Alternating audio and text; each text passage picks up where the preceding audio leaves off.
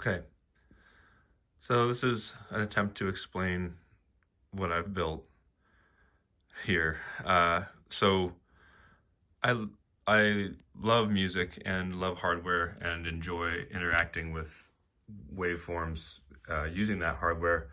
I originally was exploring sound with computers and DAWs, like many people do, and found that the same interactions that I was using for my work life with keyboard and mouse just wasn't giving me the same tactile feeling that I wanted. So I started looking for things that used more tactile control. So I started with the POKO. It's a great piece of hardware, and it explored sampling and rhythm making and all kinds of interesting stuff, and made some lovely sounds with that. And so paired it up with its other cousins, the PO32 and PO35, and really was enjoying that for a long time, but found it too difficult to spend time making complex arrangements. And some of the chaining for the patterns was pretty cumbersome to write down and keep track of. So I found the Deluge early on in my exploration of what might work, but it seemed like it was sort of like beyond me and out of reach and perhaps too expensive, and it didn't justify it for myself. And so I ended up with a lot of other piece of hardware options. I tried the SP404 Mark II sampler, and I tried the model samples, both of which capable pieces of hardware, but never really, gave me the control that I really wanted to in terms of track numbers and immediate control over synth parameters. So I finally jumped in, and this was the sort of like the birth of the whole unit here that I affectionately call the Sonic Spaceship. So the Sonic Spaceship idea just came from the idea that I wanted to be able to control things similar to how a DAW allows you to, with controls of all these parameters and signal chains. But I wanted to be able to sort of get back to where I started and repeat things more than some live setups seem to do. A lot of live setups I find are amazing in their own right, but have a difficult time repeating or recreating what was done in a way that allows you to interact with the sound. Sometimes you can record it and play it back, but I really like the idea of live sound, like the MIDI notes being triggered by the synthesizers live, and so you can actually tweak the parameters and explore them each live. So with the Deluge, you have the ability to create as many tracks as you want with as much polyphony, really, as the software and the CPU can handle, and then also send that out to MIDI channels. And have those parts be played by external synthesizers rather than the internal synthesizers and drum machines that are also very capable and beautiful on the Deluge. I got into multi-sampling a lot, which is creating sample libraries based on single note samples of a keyboard rather than each note being sampled of a keyboard rather than one note being stretched across another keyboard. Anyway, I'll get into that later, but the Deluge does that, and it does MIDI polyphonic expression, which is very important, I think, to really getting tactile sound, and really gave me a lot of struggles. But yeah, I'm really quite happy with what I have, and that's why I'm probably making this video, is just because I want to sort of walk people through what it is and how it works and why I like it, and maybe some hardware interactions that were challenging that other people might find value in, me documenting, so that if they're doing something similar, they can find this and learn from what I learned from too. Anyway, so the Deluge is amazing. It's the heart of everything, and what I consider my instrument that I play. Everything else I'm sort of just learning, and I'm by no means a master musician. I love this stuff so much, and I really sort of wanted to see this as something that I was building that was going to be consistently, functional and interacted with, rather than just a collection of synthesizers and hardware that I like, that, I think is also, totally valid. People that just collect synthesizers, like, that's a fantastic hobby. But I really wanted to make something that I could interact with. And so each of these things serves a purpose. And I tried not to be too redundant. I guess kind of just like walking across from right to left here. I've got a couple controllers here. This is the Nano Controller 2, which I don't actually use as much yet. I'm going to hopefully integrate that more with my video mixing.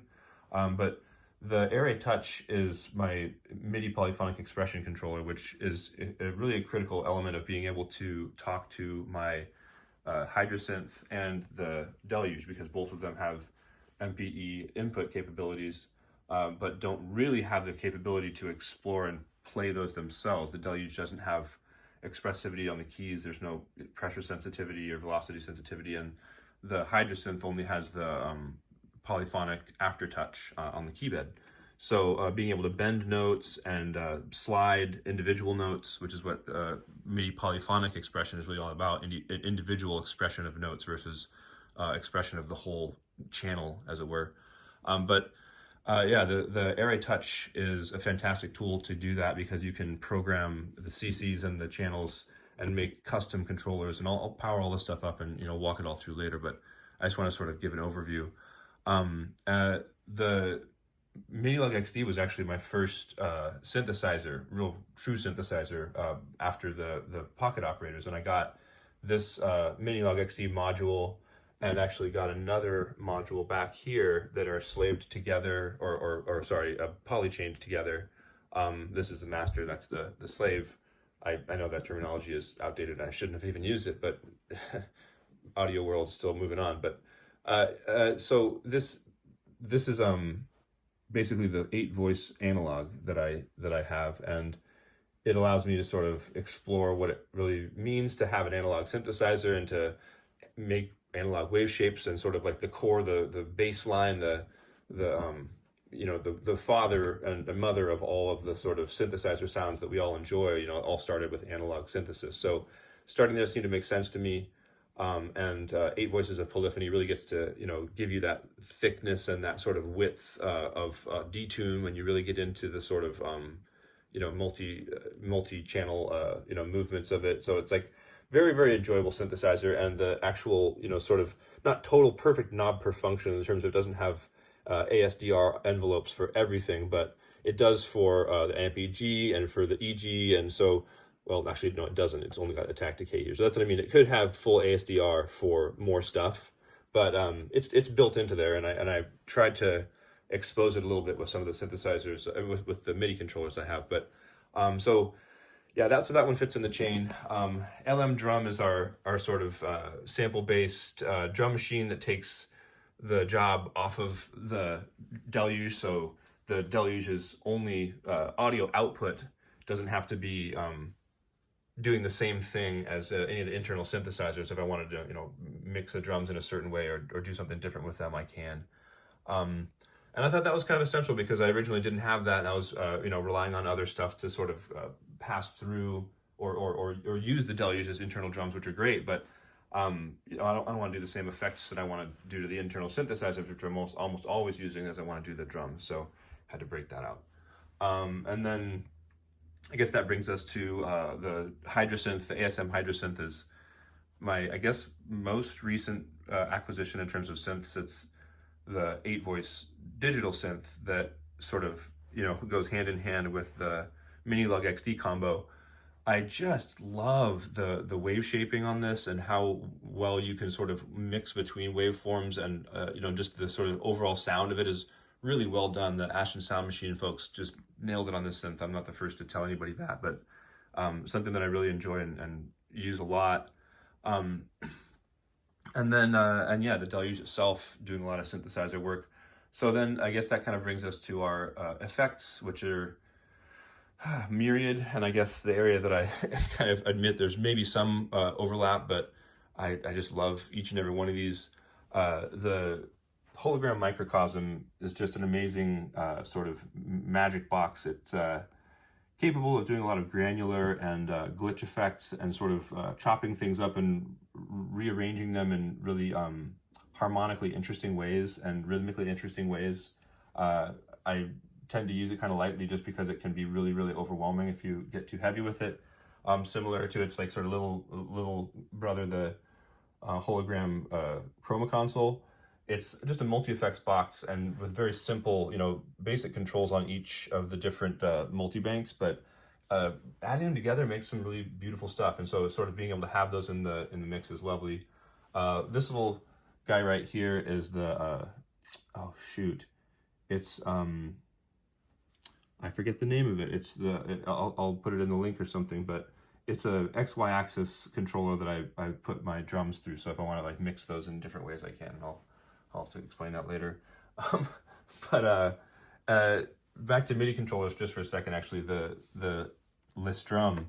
This thing is one of those like sort of magic pieces that you find in the internet worlds that you're just so lucky to come across. The maker of this builds these so people can create other MIDI controllers with them. There's got these little solder points on them. But this is meant to sort of strum across and trigger notes on a synthesizer in a way that's much more human than a traditional sort of strum mode or chord mode in other arpeggiators, which really look forward to showing y'all. Oh yeah, and the Typhon, I forgot about you, so sorry.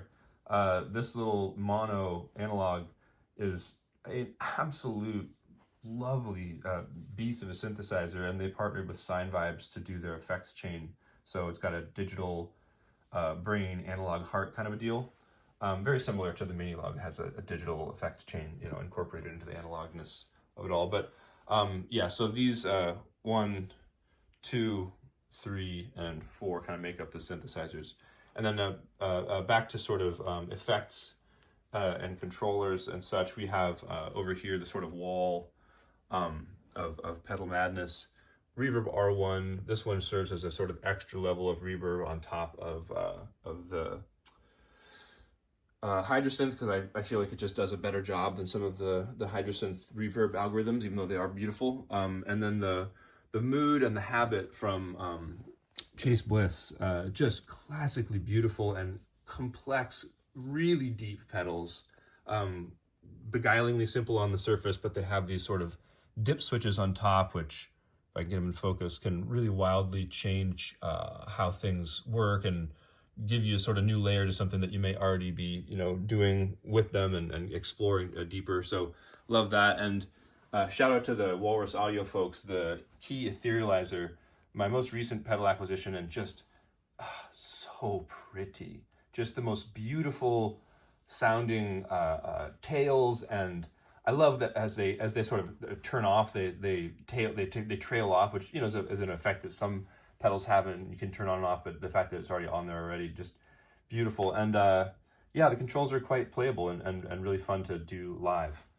And then let's see, to the voice stuff, we do have a talk box down there that takes signal from the Hydrasynth, so you can take Hydrasynth input and oh, actually no, I changed that. So now it can take input from anywhere. The talk box is a feed from somewhere else. But and then I also have the Roland VT4 vocal transformer going into this Lewitt condenser mic, so I can do some nice vocals with some good action on them, and get soft if I want to, and still get some good control.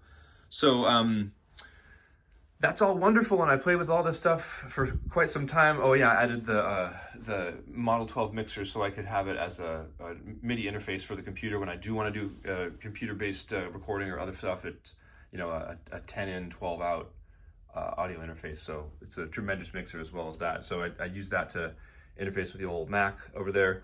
But man, this is what really kind of helped it all come together. The Matrix mixer from Erica Synths. It's a genius sort of structure that they put on one of their other synthesizers, whose name I forget right now, but it's basically a 16 by 16 monophonic patch grid that I've made this little sort of label for with my 3D printer that shows all the different sort of inputs and all the outputs, and of course my MIDI channels sort of cheat sheet there, so I know which one's going where. But the way this works is it's of course MIDI capable, so I can talk to it from the Deluge, and so it's able to recall and create routes through all this stuff. So if I want the Hydrasynth to go into, oh my gosh, you know what, I almost forgot the Acid Box, also from Erica Synths. This thing is a sort of just standalone filter that is, it's a Polyvox filter, a Latvian filter, I think. and it is as thick and grimy and juicy and drippy and wonderful as any I've ever heard from the Moogs of the world or whatever else is. It's just, I think, one of the most lovely filters I've ever heard. So I really look forward to exploring that with y'all. But so back to the mixer, this thing allows you to sort of choose your route as you desire, and so I can decide, oh, okay, I'm gonna have the Deluge come over here and go into the mood, and then the mood will come out here and go into the acid box, and then the acid box will come out here and go into the mixer. So then mixer channel 5, 6 will have that route. So that's great, and I can do that for all the different synthesizers and choose a very specific route for everything, and then maybe write a piece using all of those synthesizers and all those effect chains and the Deluge as the brain, sort of doing all this kind of stuff. And I'm like, okay, that's fantastic, but what if I wanted to do that again, play that song again? Usually it's kind of just a one and done. You've recorded the audio and it's sort of baked in, and that's that. But the crazy kind of cool part about this is that with the Deluge, I've got all of the MIDI channels for all these things, and so I can recall all the settings and bake them into the song that I'm writing, and recall all of the patches on the synthesizers and bake those into the song. And so when I save this this track and I recall it, as long as I've connected things with where they currently are, all the synthesizers will bring up their correct patches, all of the effects will bring to their correct settings, and everything will sort of be ready to go and explore deeper. So I call this my star chart, because it allows me to actually truly navigate this sonic space that I'm creating and understand it a bit better and come back to the same place and dive deeper into it. And so this whole sort of piece, this whole spaceship that I'm making here, it's like, I mean, I can't fly this thing all by myself. I want to have people in here, at different stations and designing sound together and making things, happen that maybe they didn't expect, and, crafting the voyage together. That's the whole idea. So being able to have the star chart and the sort of main computer set, that decides where all these things, the sort of maestro, all these different sort of instruments working together, and how them all sort of working in harmony was, needless to say, super challenging. And so, getting into the MIDI routing will probably have to be for another video, because I've already been talking for a long time, but I just wanted to sort of give an understanding, and we'll have to get into the video mixer and stuff like that, because, there's a projector up here that hits this whole thing with projection mapped images that we can then film from a camera perspective here, which bounces off of a mirror up there. So you can get this image of this whole thing, which then feeds into the video mixing system. So you can live mix all of this stuff while you're video mixing at the same time. And visualizing what you're doing a little bit up there, and then having the video mixer's output shown right here, so or controls right here, so you can actually control things. But anyway, I'm getting ahead of myself. I just wanted to give everybody a sort of understanding and a vision of what and how this is and why it is, and then I'll sort of dive into each part, and we can turn it on and go deeper. And I look forward to exploring sonic space with everyone. Thank you.